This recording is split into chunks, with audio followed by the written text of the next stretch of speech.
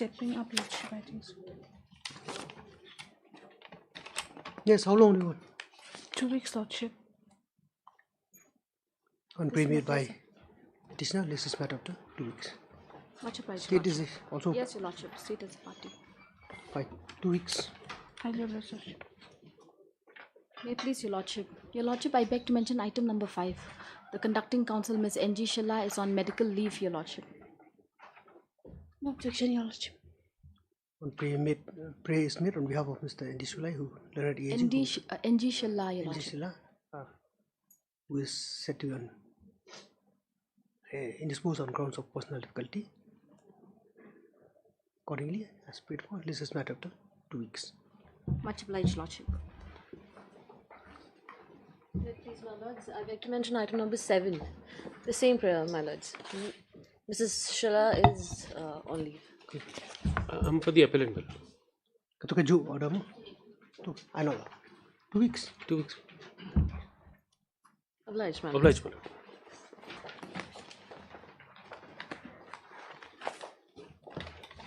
May it please Your Lordship. Lordship, in this matter, meeting was held, Lordship. So we are awaiting the outcome of the meeting, Lordship. You will also permissibly to place one letter issued by the director.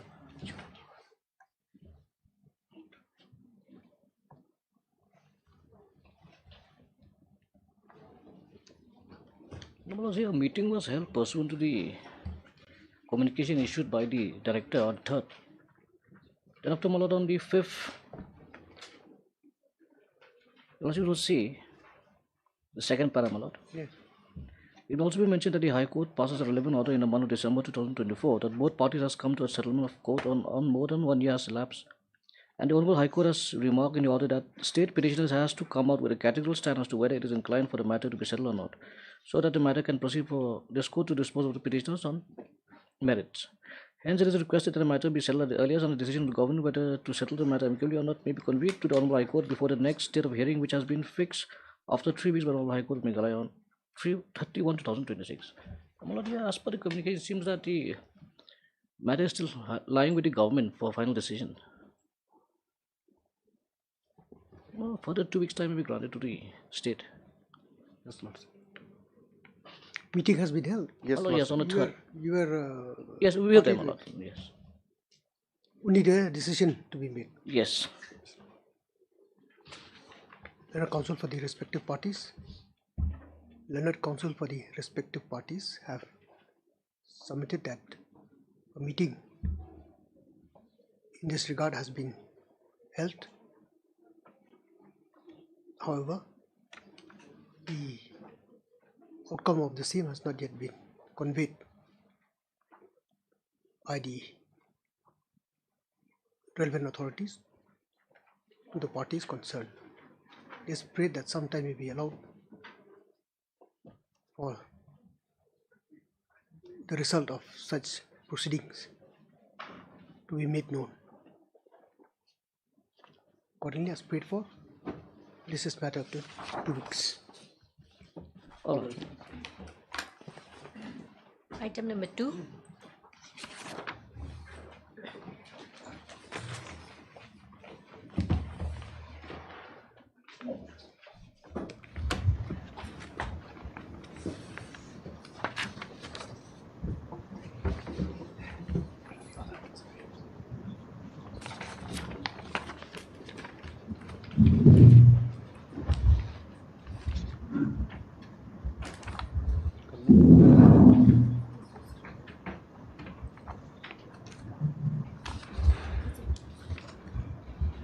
Please, Your Lordship.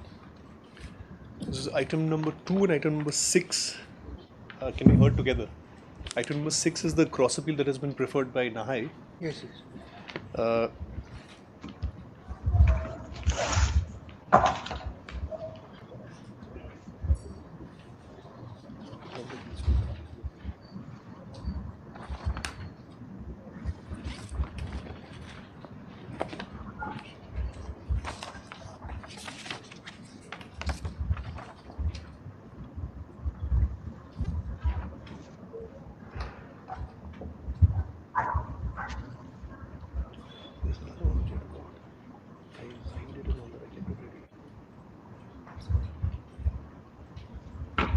So the other parties have completed their. They have completed it. They've completed it.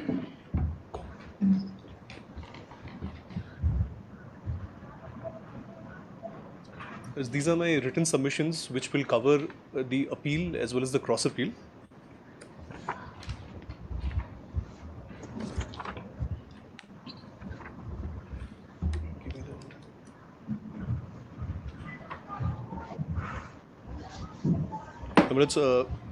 As far as the appeal is concerned, which is item number 2, that is on the merits of it, on the quality of the evidence, the onus of the state to prove their case, etc. That is essentially on the issue of quantum. Yes, on the issue of quantum. What is the market value? How should it have been judged?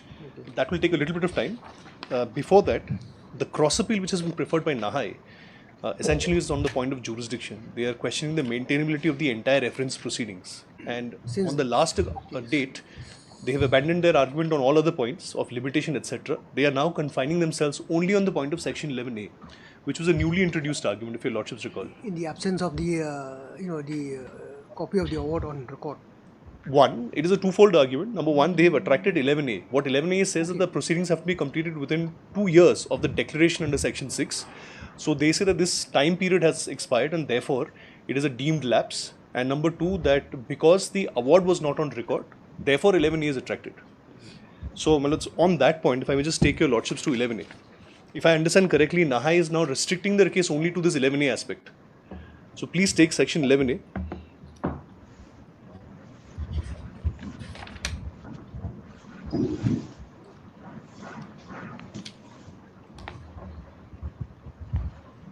Let's have it.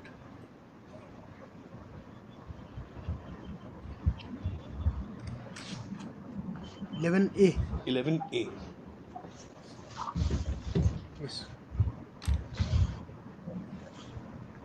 Please. A period within which an award shall be made. The collector shall make an award under section 11 within a period of 2 years from the date of publication of the declaration, my lord. Not the preliminary notification, but the declaration under section 6. And if no award is made within that period, the entire proceedings for the acquisition of the land shall lapse. Now, if your lordships take my written submissions, please turn to page 2. I have provided all the relevant dates. Yes. Now, what my lords will find here Yes. is that the section 4 notification was published on 28th of March 2006. 28th of March 2006.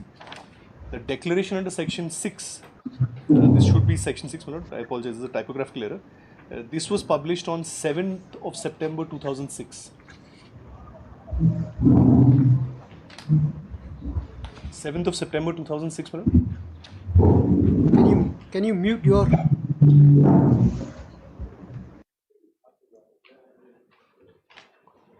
So 28/3/2006 is the section 4 notification.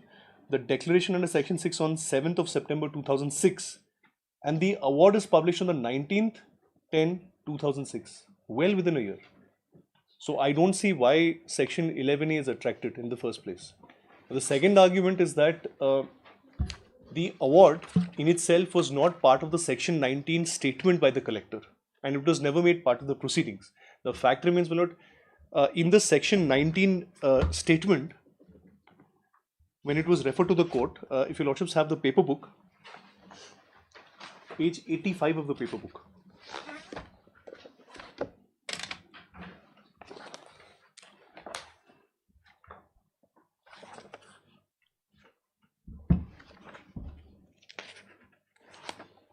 Yes.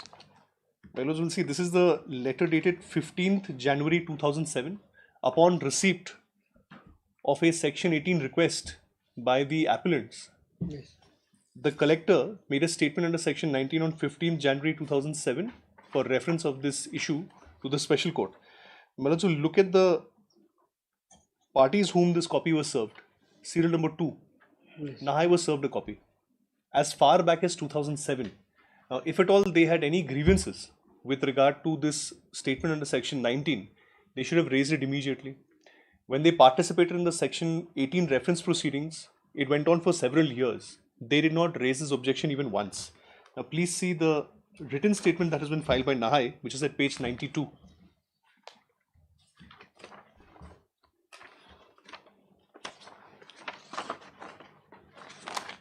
Yes. My lords will go through this at leisure, but there is not a single averment that the section 19 suffers for non-attachment of the award.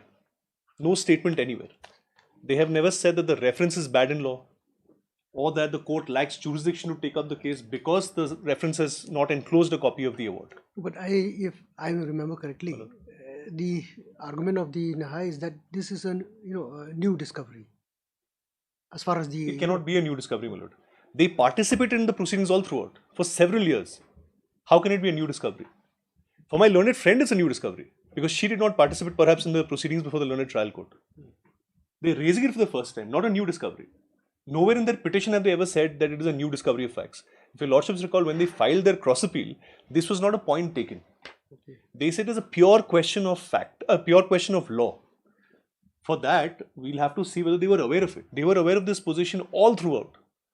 that the award was not Part of it because they filed a written statement. The claim petition was on board. The appellants filed the claim petition. They knew whatever the annexures were part of it. During the course of the trial, they would have known very well which documents have been exhibited before the learned trial court. They did not take this point at any stage. In fact, even after 2 or 3 years of the Section 18 proceedings, she could have filed an application before this Honourable Court claiming that the proceedings are without jurisdiction. They have not said that. Now, more importantly, if your lordships look at the language of Section 19, it does not admit to the position that an award has to be attached with the statement of the collector. So this point cannot be taken now, especially at this stage where they've already taken the property, developed it and put it to public use. Now, what is the consequence? As I was saying on the last date, my lord, if your lordships entertain this request and hold that the entire proceeding, Section 11A is not at all attracted in this position, but for any reason, if they say the proceedings come to an end, the reference is bad, then what happens, my lord, is that they'll have to give the property back to the landowners. Property stands absolutely vested with the state, with Nahai, which means as a consequence, they'll have to give the property back. They'll have to re-notify the acquisition by putting up a fresh notification under Section 4.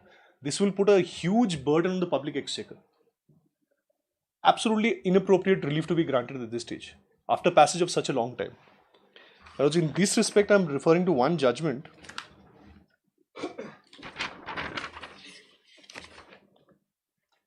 But primarily, their objection should be on the question of quantum. Yes, if at all. Because But in quantum, they cannot have any grievance. They are the paymaster. Yes. They cannot have any grievance because the court has not given any enhancement with regard to the cost of the property. The market value remains intact. The court has not interfered because the appellants have not been able to place any reliable evidence. The requirement is that they exhibit any kind of sale exemplars with regard to comparable properties. Yes. That has not been done.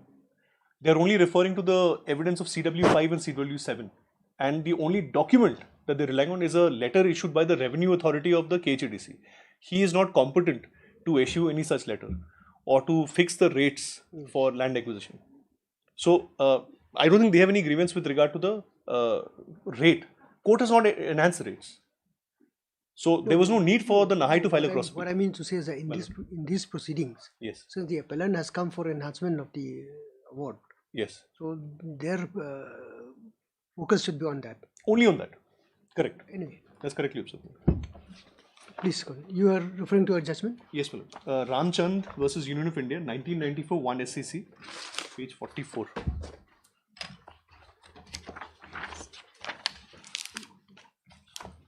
Just give me that. 1994, 1 SCC, 44. Give them the actual list of this one.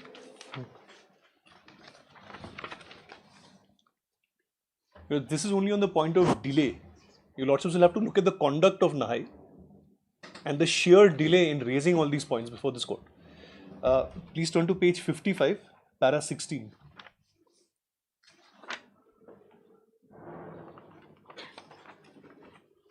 Yes. And towards the bottom, my lords will see placetum F.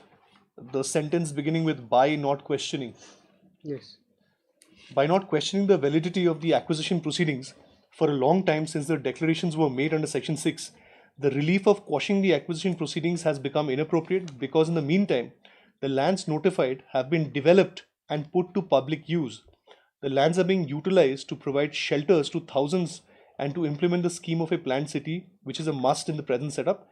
The outweighing public interest has to be given due weight. So we are talking about a situation that obtained itself in 2006 and they're raising it for the first time in 2026. Not even once in the intervening period in any of the relevant proceedings. So this is one point, Manoj. I think that sufficiently takes care of the arguments that have been raised by Nahai. Now coming to the arguments of the Section appellant. 11A is concerned.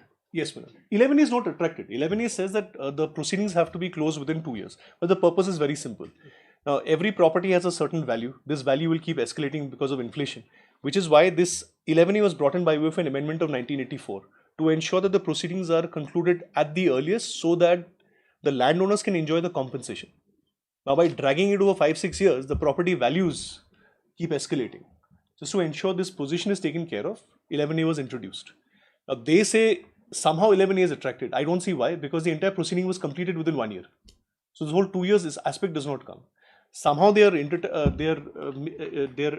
that 11A is attracted because in the section 19 statement does not include a copy of the award. I don't see how that is relevant at all. These are not connected issues, my lord. Now, my lords, will look at the appeal that has been filed by the appellants in item number 2. There are broadly about. Second, my lords, they've taken your lordships through the evidence and they've said that the collector did not satisfactorily lead any evidence and did not satisfactorily cross-examine any of the witnesses of the claimants.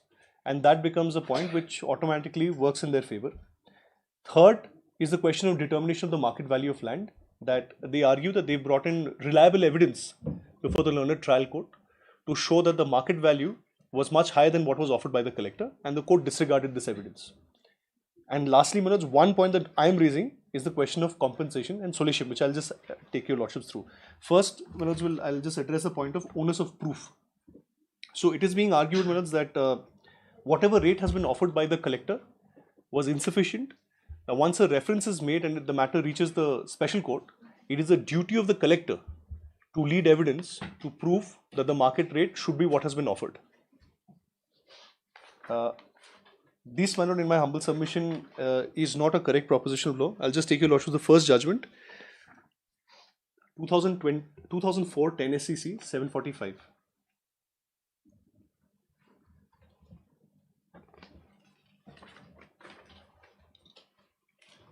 Two thousand 2004 10. 10 SEC 745.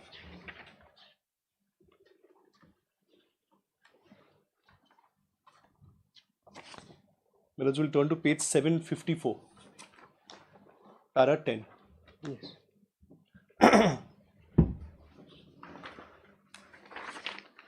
May I read, my lord? Yes. Before examining the merits of the contentions raised, it will be useful to bear in mind the legal principle in the matter of determination of compensation. The collector's award under section 11 is nothing more than an offer of compensation made by the collector to the claimants whose property is acquired. So, my lords, there is some misunderstanding with regard to the nature of the proceedings. It is somehow believed that the proceedings before the collector is the original proceeding and the section 18 reference proceeding is an appellate proceeding of sorts. That's incorrect. This is merely an offer. The original proceedings are the ones which are launched under section 8, the reference proceedings. Those are not appellate proceedings. They're in the nature of original proceedings, where the claimant partakes the character of a plaintiff and he has to lead evidence to prove his case. The burden of proving that the amount of compensation awarded by the collector is inadequate lies upon the claimant, and he is in the position of a plaintiff. The court has to treat the reference as an original proceeding before it and determine the market value afresh on the basis of the material produced before it. The claimant is in the position of a plaintiff who has to show that the price offered for his land in the award is inadequate on the basis of the materials produced in the court. the material produced and proved by the other side will also be taken into account for this purpose. So this categorically lays down that it is not for the collector to try and prove the evidence, because the plaintiff is in the position of the claimant is in the position of a plaintiff, and they'll have to lead evidence first. The second decision is 2013.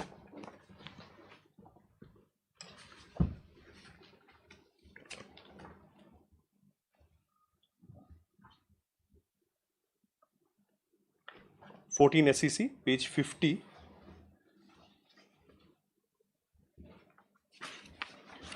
My lord will turn to page 54, para 8.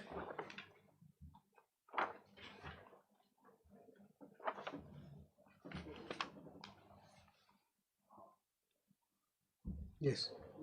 Para 8 minute. In so and so, the controversy related to a correct valuation of a piece of land that was under acquisition.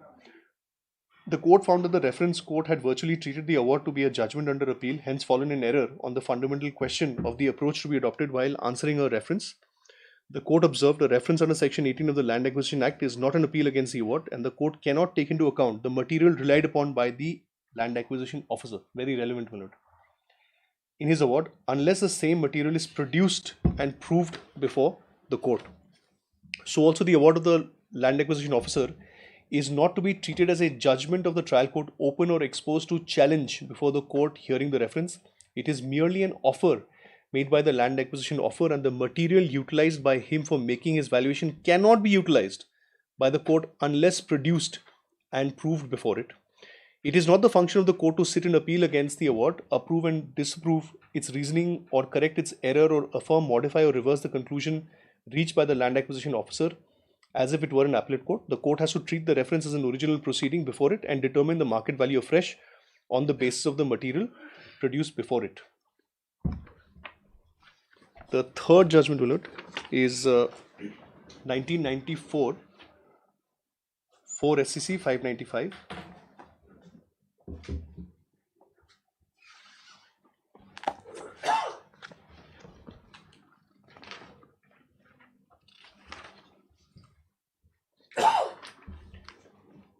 Relevant page is page 601.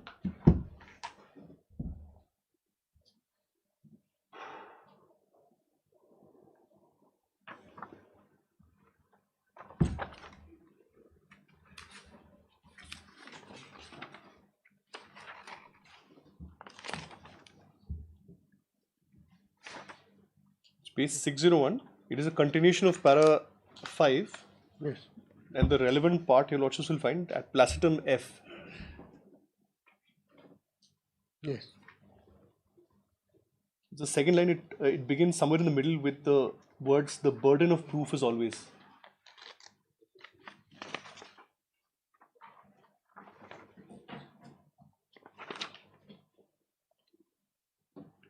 (601) placetum F. The line begins, the burden of proof is always. Yes. Yes, please. The burden of proof is always on the claimant to prove, in each case, the prevailing market value as on the date of notification published in the State Gazette under Section 4(1) of the Act, with reference to the sale deeds of the same lands or neighbours' lands possessed of same or similar advantages and features executed between willing vendor and willing vendee, or other relevant evidence in the reference court. Again, the burden is on the claimant. And lastly, my lord, just one last judgment. 1997, 9 SCC.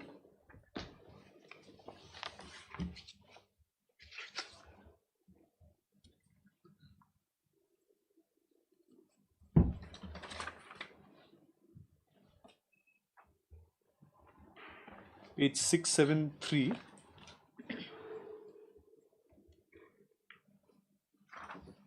Yes. The relevant page is page 675, para 4.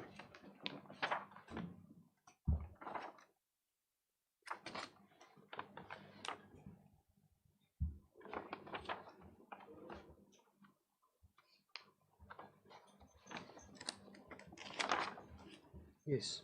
Para 4, placetum E.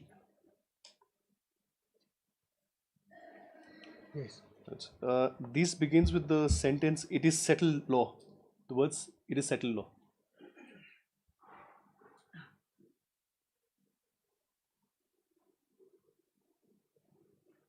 Yes. It is settled law that the burden is on the claimants to prove by adducing cogent, reliable and acceptable evidence the market value under 23(1) of the Act. The burden does not shift over to the government, but it is a duty of the government to assess the evidence adduced by the claimants and determine the compensation on the touchstone of prudent purchase in the open market, that is, whether he would offer market value at the rates proposed by the court. The evidence has to be put to the test whether the sale deed or the evidence adduced would offer the market value higher than which has been determined by the LAO. The compensation awarded by the LAO is an offer that binds the government, but it is not conclusive. It is for the claimants to prove as to what would be the reasonable compensation which the land is capable of fetching in the open market.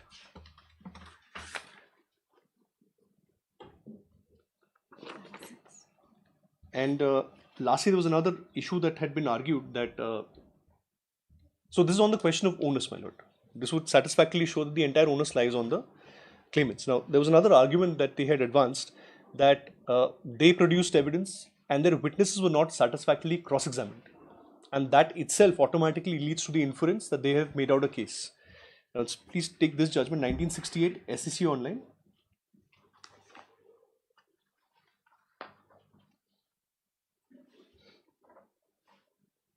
Yes. 1969, yes, SC 255.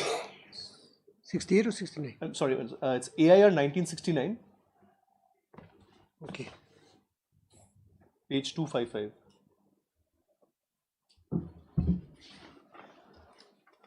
Two five five.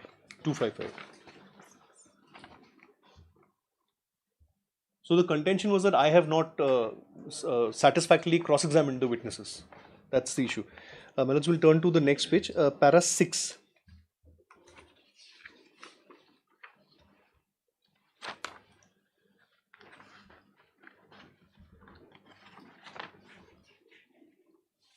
Yes. But that is of no assistance to the appellants. As mentioned earlier, the High Court has refused to rely on the oral testimony adduced in support of the appellant's claim as regards the value of the orchard. It is true that the witnesses examined on behalf of the appellants have not been effectively cross-examined. It is also true that the collector has not adduced any evidence in rebuttal. But that does not mean that the court is bound to accept their evidence. The judges are not computers. In assessing the value to be attached to oral evidence, they are bound to call into aid their experience of life. As judges of facts, it is open to the appellants to test the evidence placed before them on the basis of probabilities. So, the courts are not mute spectators merely because the counsel in the trial court did not conduct the case properly, did not cross-examine the witnesses effectively. That does not mean that the evidence should be accepted as the gospel truth. Now, their entire case on merits as to the quality of the evidence is the evidence of two witnesses.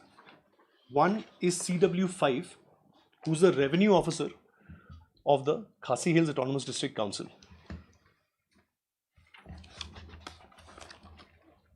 First, I'll just take your lordships to the evidence of CW5, page 71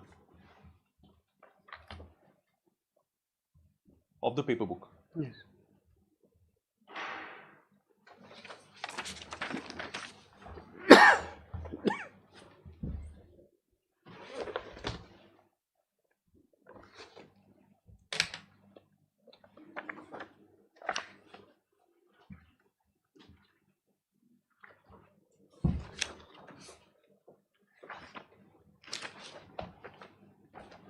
Yes. Just before I proceed, a short preface. The general principles for deciding the market value is reference to sale exemplars in around 3 years between the time of the Section 4 notification with reference to sale deeds of comparable properties having same characteristics, etc. It is not in dispute that the appellants have not produced a single sale exemplar. All they are referring to is CW7's testimony and a document that he exhibits. So if your lordships have page 71, Yes. But is there any law which says that it has to be, comparable only within the vicinity of Yes, my lords. perhaps? These are the principles laid down by the Honorable Supreme Court. I'll refer to that judgment. Series of judgments. Very recently in 2025, they've summarized this position. They've held the manner in which Section 23 works and how the properties are to be, how the market value is to be decided only with reference to sale exemplars. They can't, and it has to be registered sale deeds, not even unregistered sale deeds. Now let me look at 71. This is the deposition and the cross-examination of CW5. Yes. So his name is Kerlang Walang, and what he states is this.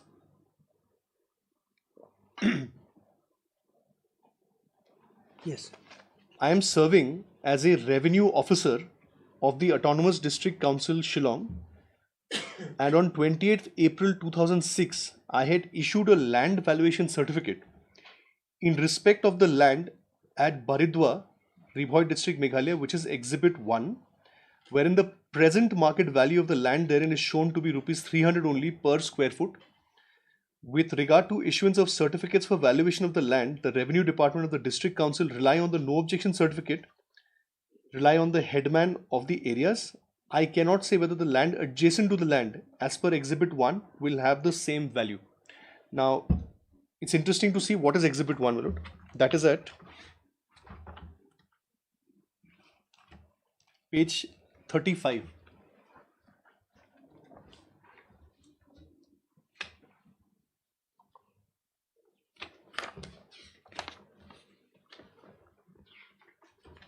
Yes. This is a letter from April 2006 Yes. issued to somebody by the name of Victoria Walang, who also appears as CW7. Purportedly a land valuation certificate in response to some application issued, I'm presuming issued by Victoria Walang itself. So, my lord, this subject is land valuation certificate. Reference your application dated 28/4/2006. With reference to the subject cited above, I am to inform you that the present market value of your land at Baridwa, Ribhoi District, Nongposh, Meghalaya, measuring nil, more or less per schedule, described below is rupees 300 per square foot. And my lords, as in the schedule, there is a reference to two plots. Yes. Plot number 1, situated Baridwa, Ribhoi District, measuring 206, we don't know the exact measurement of this property. So it's an incomplete schedule as far as plot number 1 is concerned. Similarly, plot number 2, and we don't even know what is the proximity of these two properties. The area of the property is not mentioned, but the location is Baridwa, 9th mile, GS Road. So he determines the market value or the present value of the properties of Victoria Walang without indication of the actual measurement of the land. And we don't know whether these two properties are located within the vicinity of the appellant's property. Appellant has not led any evidence in her deposition to suggest that these properties are located within the vicinity of her property. Nowhere at all. And this is the only document that is placed before your lordships. Now, my learned senior during the course of her argument had indicated that it is absolutely necessary for the DC to step into the witness box and produce materials on the basis of which he determines the amount that he offers as compensation. Without it, we would not know what the yardstick is. What is the material on the basis of which the collector has determined the compensation? Similarly, there is no material, reference to any material in this particular letter to suggest that the revenue officer has looked at any documentation to determine this rate of 300. It is his ipse dixit. No reference to any sale deed, any sale exemplar, circle rates, nothing whatsoever. Very arbitrarily, he fixes a rate of rupees 300 per square foot. And this is done at the request of Victoria Walang, without knowing what the size of the property is, without knowing whether it has similar characteristics to the land of the appellant. So therefore, this is completely unreliable. And most importantly, my lords, it's issued by somebody who's absolutely incompetent to decide this. He has not been authorized under the Land Acquisition Act, which is a self-contained court, to determine rates for the purpose of land acquisition. Something similar was before this Honorable Court in the case of Modi Sangma. I'll just refer to that judgment as well.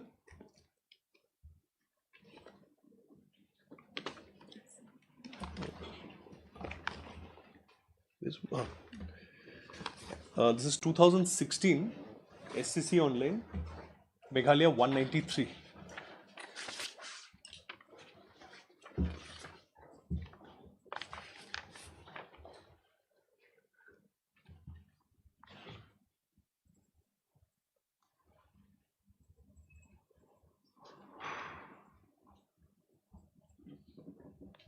Yes. In this case, the issue before the Honorable Court was a notification issued by the Garo Hills Autonomous District Council, where, amongst other things, it had also provided for the market rate for the purpose of land acquisition. So this is what the court has held. We'll see the last page, para 12. Yes. In view of the aforesaid, notification dated 1/10/2012, which has otherwise not been shown suffering from any vice of want of power and authority, except that relating to the matter of land acquisition, is not required to be quashed as such, and a clarification would suffice that the notification or any other notification for that matter as issued by the appellant GHADC for the purpose of land revenue and valuation of land and the rates of trees etc. will not be considered decisive of the issue relating to the determination of the amount of compensation to be awarded for the compulsory acquisition of land, whether under the Act of 1894 or under the Act of 2013 or any other law in force. So this clarifies the position that the district councils are not competent to issue notifications relating to market value or fixing rates for the purpose of land acquisition. They're not competent at all. So here is a case where, even assuming for a moment that he was competent, we would have to see on what material has he based his rate of 300 rupees. It is self-evident that he makes no reference to any reliable material at all. Now the other evidence that they refer to is the evidence of CW7, that is Victoria Wallang, who is the recipient of this particular land valuation certificate. That is at page 75.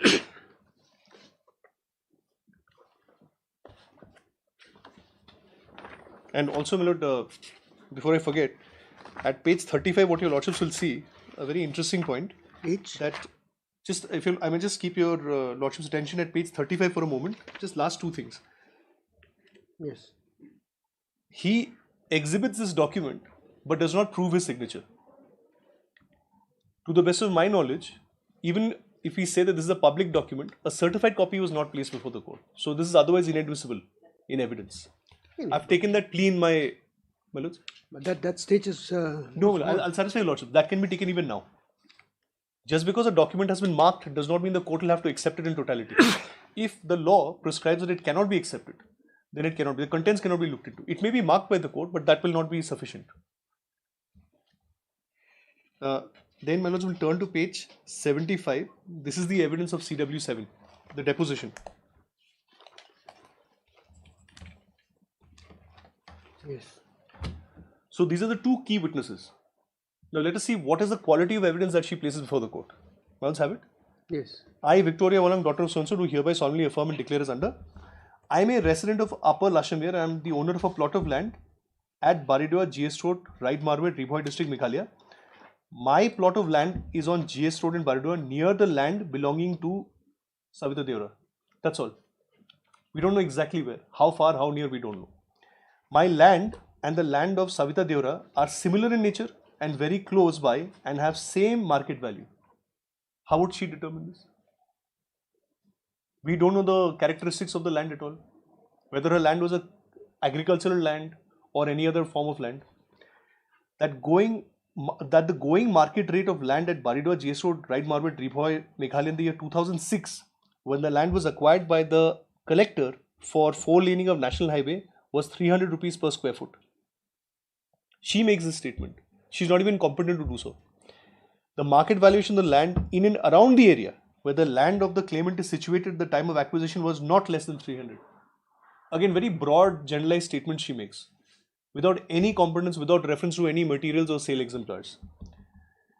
I know this because I own land in the area present rate of land in the locality is somewhere between 400 to 450 per square feet in view of the construction of 4-way national highway. The revenue officer, KHDC Shillong, wide land valuation certificate bearing memo number so and so of 28/4/2006 has, after proper inquiry, this is her statement, Lords. She just gave a letter to the revenue officer and he issues a letter in response. He does not say anywhere in the exhibit A that he's conducted any kind of an inquiry. Nowhere does he say it. She supplements his exhibit 1 by saying that proper inquiry was conducted. Can you see the nature of the evidence? After proper inquiry of the going market rate, certified that the value of land at Bardua Ribhoy, Meghalaya during the relevant period was rupees 300 per square foot, that is rupees 3222 per square meter. That the collector has paid compensation for the land at Baridua, GS Road, Raid Marwet at the rate of 240 per square meter. The aforesaid valuation of land at rupees 240 per square meter is highly inadequate considering the prevailing market price of land as stated above, which is situated on the main GS Road at Baridua. That the land is located on main GS Road in Baridua, Ribhoy district, which is the main industrial area of the state where major industrial establishments of the state are located. The area is a prime industrial area and is prized by the business community of Shillong and Guwahati. As such, the land acquired has a high potentiality for commercial and industrial use or for any purpose, not only the relevant time of notification but in subsequent years also. As such, the land owners, including the claimant herein, are entitled to get compensation at the rate of so and so.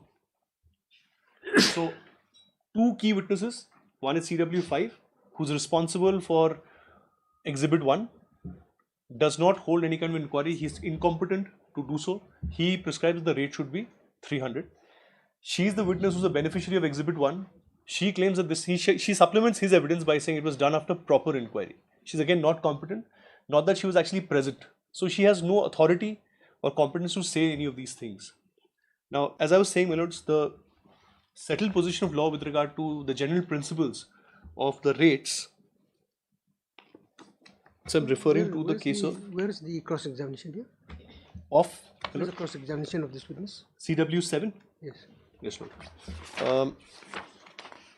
CW7 doesn't seem to be enclosed here.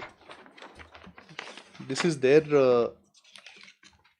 This is their, as far as this is her CW5. affidavit of evidences here. I mean, you have just read just now. Yes, my lord. I'll just have a look.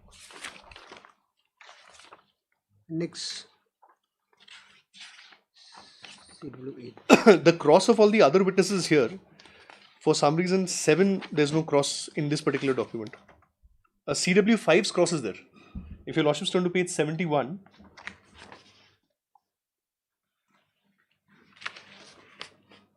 page 71, this is the evidence, and at the bottom my lords will find the cross-examination. It says cross-examination by so-and-so for the collector and so-and-so for OP2 declined. So both collector and Nahai declined to cross-examine for reasons best known to them. But as far as CW7 is concerned, the cross isn't here. Are you aware? Just ask me.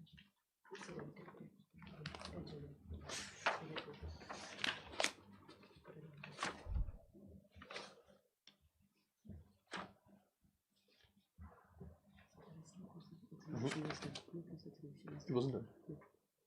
That is what I told her. I think she's been informed that cross was not done. Yes.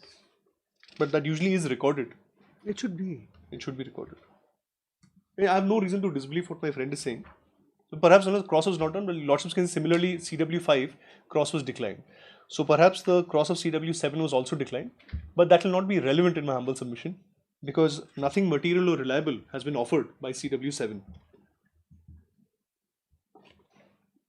Now, my lord, I was just referring to a very recent judgment of the Honorable Supreme Court. This is 2025 SEC.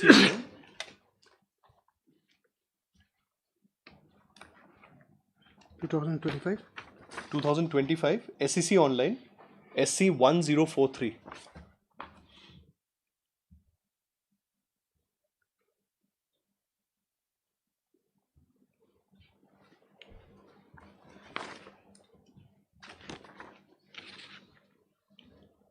Internal page 12, para 28.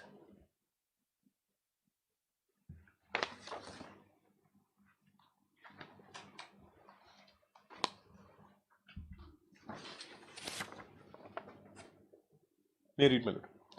There is no gainsaying that the willing buyer, willing seller dynamic as well may invite a lot of subjectivity due to the fiction it seeks to perpetuate. As a countermeasure, over the course of various decades, this court has come to recognize the comparable sales method as perhaps the best mode of determining compensation for an acquired land.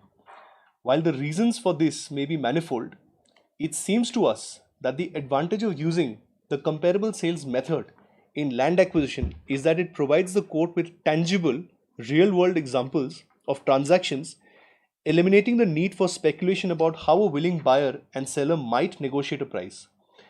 In so and so, this court occasion to lay down certain descriptive factors that must be fulfilled before a sale deed can be used for the comparison set out herein above. These include inter alia, temporal proximity of the sale exemplar of the date of section 4 notification of the subject acquisition. Apart from CW7 in this case saying it is near the property of the claimants, we don't have a single document to show the comparable nature of the property. In fact, Exhibit 1 does not even indicate the size of the property. That is relevant, my lords. If it's a very huge size, it may not be comparable to the land of the claimants. If it is relatively smaller, this will have a serious difference. So, the proximity to the land of the claimants is nowhere in the evidence, and moreover, this is only in the case of a sale exemplar. Here, there is no sale exemplar at all. 2. Genuineness of the transaction. 3. Geographical nearness of the land sold via the sale exemplar to the land sought to be acquired. Kindly see number 4.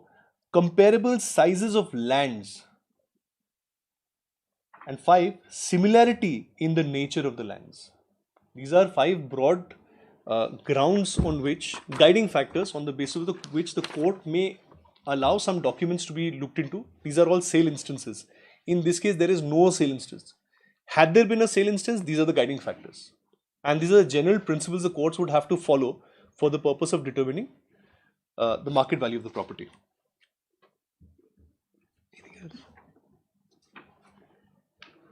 No. And lastly, my lord, I think this sufficiently again addresses the arguments that have been raised by my learned senior for the claimants. Last, my lord, there's another very interesting issue which can be corrected by your lordships in appellate jurisdiction. If my lords will turn to the judgment at page 203.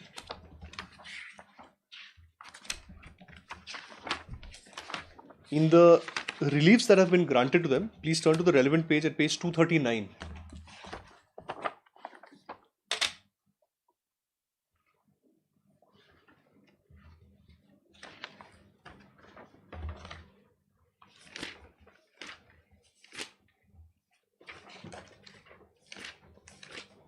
Yes.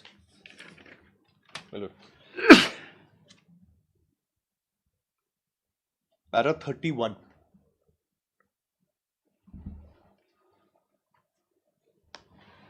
Issue number 9.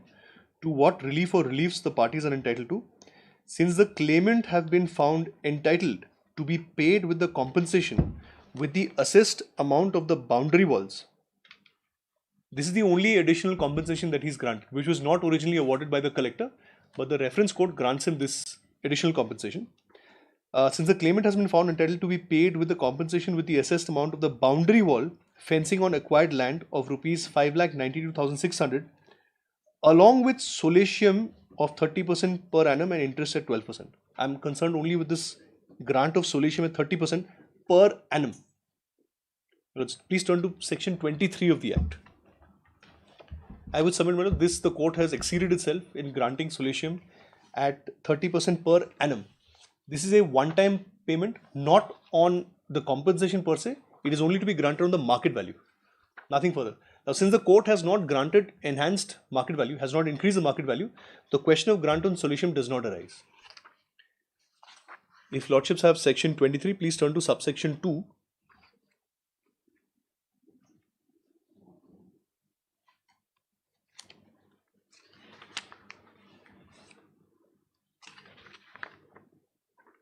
Let's have it.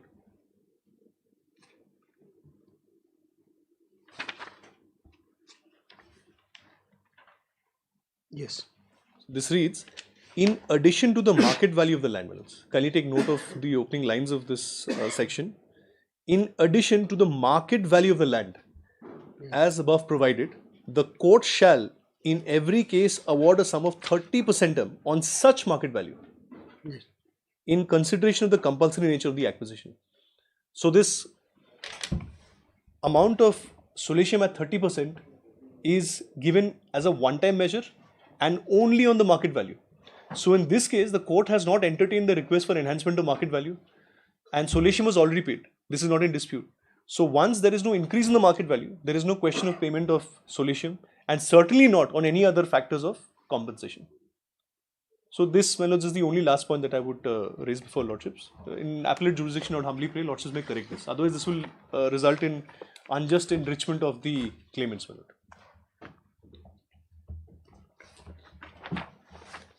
Yes. Your Lordship, subject to your comment, I humbly pray that if this matter come up on 16th of March, Your Lordship, we will file a reply on 16th of March.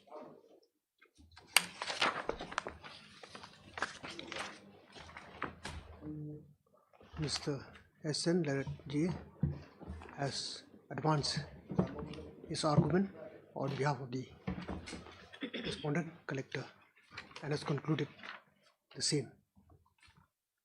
Ms. Leonard Counsel for the appellant has sought for time to reply to such argument.